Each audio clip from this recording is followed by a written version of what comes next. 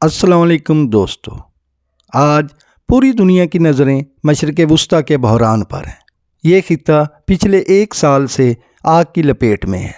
جہاں اب تک 41,000 فلسطینی اور 2,000 لبنانی ہلاک ہو چکے ہیں،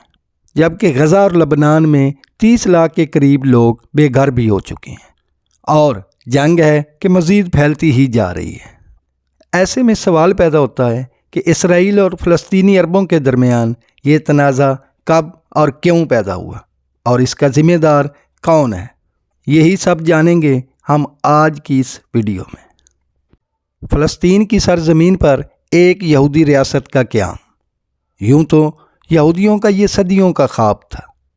لیکن اس کو حقیقت میں تبدیل کرنے کی کوششوں کا آغاز ہوا 19ویں صدی کے آخر میں، جب ایک طرف یورپ اور امریکہ میں بینکنگ سسٹم کو کنٹرول کر کے یہودیوں نے اپنے معاشی اثر و رسوخ کو بڑھایا، جبکہ دوسری طرف فلسطین کے علاقے میں 1516 سے حکومت کرنے والی خلافت عثمانیہ کمزور ہونا شروع ہوئی۔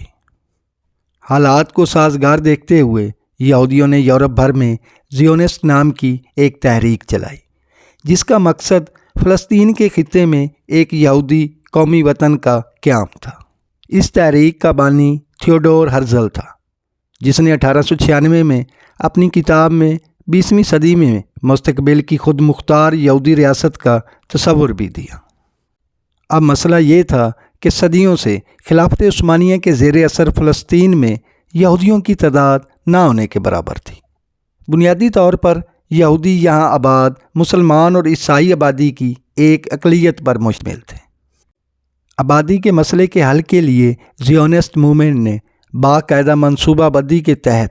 یورپ سے یہودیوں کو اس علاقے میں آباد کرنا شروع کیا۔ یہودیوں کی عثمانی حکمرانی والے علاقے فلسطین کی طرف پہلی ہجرت 1881 میں شروع ہوئی، جسے پہلی عالیہ کے نام سے جانا جاتا ہے، اور یہ سلسلہ آہستہ آہستہ چلتا رہا، اور بات پہلی جنگ عظیم تک آن پہنچی،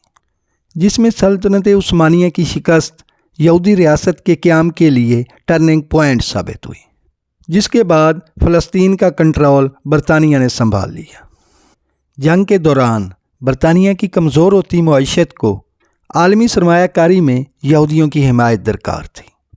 برطانیہ نے یہودیوں سے معاشی حمایت حاصل کرنے کے لیے 2 نومبر 1917 کو بلفور اعلامیہ جاری کیا۔ یہ اعلامیہ بنیادی طور پر ایک خط تھا جو برطانوی فارن سیکرٹری نے زیونسٹ موومنٹ کے ایک اہم رہنما روتس چائلڈ کو لکھا، جس میں برطانیہ نے یہودیوں کو قومی گھر کی قیام کے لیے ہر طرح کی مدد کی یقین دہانی کروائی، اور یہیں سے جدید یہودی قومی گھر اسرائیل کی بنیاد پڑی۔ عالمی طاقتوں نے یہودیوں کے لیے قومی گھر کی ذمہ داری برطانیہ کو دے دی۔ مشرق وسطیٰ کے عربوں نے اس اعلامیے کو برطانیہ کا دھوکہ قرار دیا، کیونکہ عربوں نے خلافت عثمانیہ کے خلاف برطانیہ کا ساتھ دیا تھا، اور برطانیہ نے بدلے میں علاقے میں عرب حکمرانی کا لالچ دیا تھا۔ سلطنت برطانیہ اور یہودیوں کی جمہوری ریاست کے قیام کی سازش بے نقاب ہوتے ہی فلسطین میں عربوں اور یہودیوں کے درمیان کشیدگی بڑھنے لگی، اور جب 1920 کی دہائی سے یہودی آباد کار زیادہ تعداد میں فلسطین میں آباد ہونے لگے،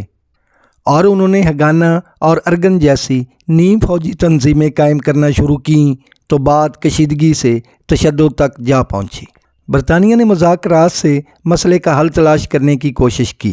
لیکن ناکامی کے بعد معاملہ اقوام متحدہ میں بھیج دیا، اور 1947 میں اعلان کیا کہ وہ کوئی ایسا حل تلاش کرنے میں ناکام رہا ہے جس پر عرب اور یہودی دونوں متفق ہوں، اس لیے وہ اس علاقے سے انخلاء کا سوچ رہا ہے۔ اس کشیدہ ہوتی صورتحال میں 29 نومبر 1947 کو اقوام متحدہ نے فلسطین کو 2 الگ یہودی اور عرب ریاستوں میں تقسیم کرنے کی منظوری دی، اور بیت المقدس کو ایک بین الاقوامی شہر قرار دیا۔ فلسطین کی تقسیم کے اس منصوبے کو یہودیوں کی نمائندہ تنظیم جیوش ایجنسی نے تو قبول کر لیا، لیکن عرب لیگ اور فلسطین کی عرب ہائی کمیٹی نے مسترد کر دیا۔ عربوں کا موقف تھا کہ اس کا واحد حل عرب حکمرانی کے تحت متحدہ فلسطین ہے، جس کے بعد فلسطین میں خانہ جنگی شروع ہو گئی، جس سے فلسطینی عرب معیشت تباہ ہو گئی اور 2.5 لاکھ فلسطینی عرب یا تو ملک چھوڑ گئے یا پھر انہیں نکال دیا گیا۔ اس سارے معاملے میں برطانیہ خاموش تماشائی بنا رہا، اور اس کے فلسطین پر اقتدار ختم ہونے سے ایک دن پہلے یعنی 14 مئی 1948 کو جیوش ایجنسی کے سربراہ ڈیوڈ بن گوریان نے اسرائیل کے قیام کا اعلان کر دیا، اور اس کے اگلے ہی دن 5 عرب ممالک نے اس نئے ملک پر حملہ کر دیا، لیکن تب تک یہودی برطانوی سرپرستی میں اپنی تیاری مکمل کر چکے تھے۔ عرب ممالک اور اسرائیل کے درمیان جب 1949 میں جنگ بندی ہوئی تو اسرائیل نے زیادہ تر فلسطینی علاقے پر قبضہ کر لیا تھا، اور لاکھوں فلسطینیوں کو ان کے گھر سے بے دخل کر دیا گیا۔ اردن نے جس علاقے پر قبضہ کیا وہ غرب اردن یا مغربی بینک کے نام سے مشہور ہوا، جبکہ مصر نے غزہ کی پٹی پر قبضہ کر لیا، جبکہ بیت المقدس کے مغربی حصے پر اسرائیلی افواج، جبکہ مشرقی حصے پر اردن کی افواج کا قبضہ تھا۔ چونکہ جنگ بندی کے بعد کوئی امن معاہدہ نہ ہوا، لہذا اس کے بعد بھی عربوں اور اسرائیل کے درمیان کئی جنگیں ہو چکی ہیں، جبکہ اس دوران فلسطین میں بھی کئی مسلح گروہ پیدا ہو چکے ہیں۔ 1949 میں جنگ بندی کے بعد مقبوضہ علاقوں کی موجودہ صورتحال کی بات کریں تو یروشلم مکمل طور پر اسرائیل کے قبضے میں ہے، جبکہ غرب اردن میں بھی نہ صرف اسرائیل کی فوج تعینات ہے بلکہ کئی نئی بستیاں تعمیر کر کے لاکھوں یہودی یہاں آباد کیے گئے ہیں۔ صرف ایک غزہ کی مختصر سی پٹی ایسی تھی جس میں اسرائیلی نہیں تھے، لیکن آج یہ علاقہ بھی مکمل طور پر تباہ و برباد ہو چکا ہے۔ الغرض مشرق وسطیٰ کے خطے میں بد امنی کا بیج برطانیہ نے ایک یہودی ریاست کو قائم کر کے بویا، جس کو پروان چڑھایا امریکہ نے، اور 1 صدی بعد بھی